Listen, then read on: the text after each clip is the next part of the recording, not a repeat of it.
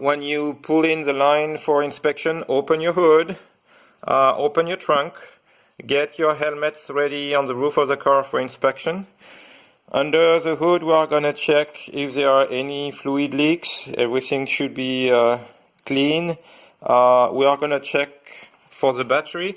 If the battery is secure and like if the battery is moving like this, that's going to fail tech. You will have to retighten your battery, and your positive terminal cover should be covered either by the stock plastic or one of the rubber surrounding, or if you don't have anything, put tape, but the positive must be covered. So those rubber boots are accepted too. They must not be too loose, so either put a zip tie or a tape around so that they don't fly away. This one is held up properly with the wires, but otherwise make sure it's not too loose. And here we have a battery that is not moving and secure. If you have a car with a cable throttle, we might check if the throttle is coming back properly. Inside the car, inside of the car must be empty.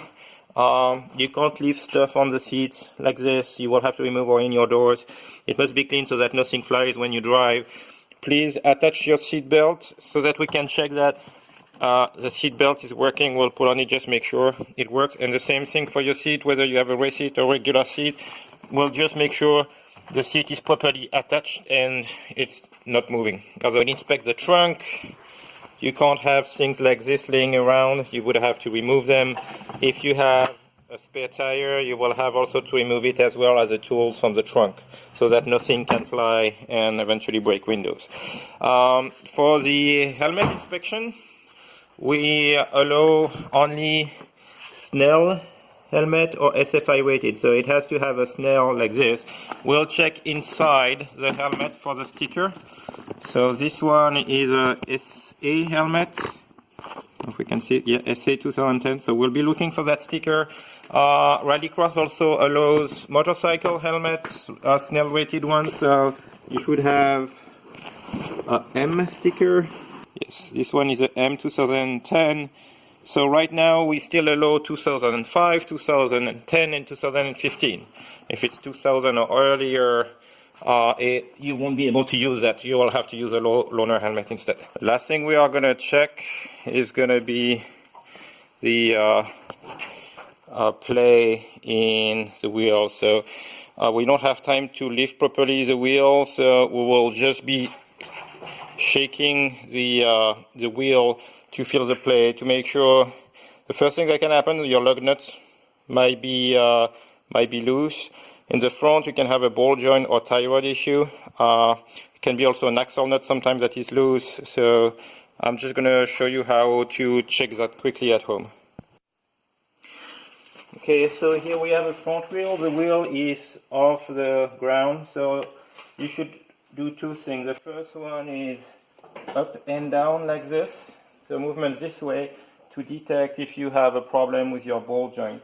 And then left and right like this, you can have someone hold the steering wheel to make sure it doesn't move, to find any play in the steering tie rod.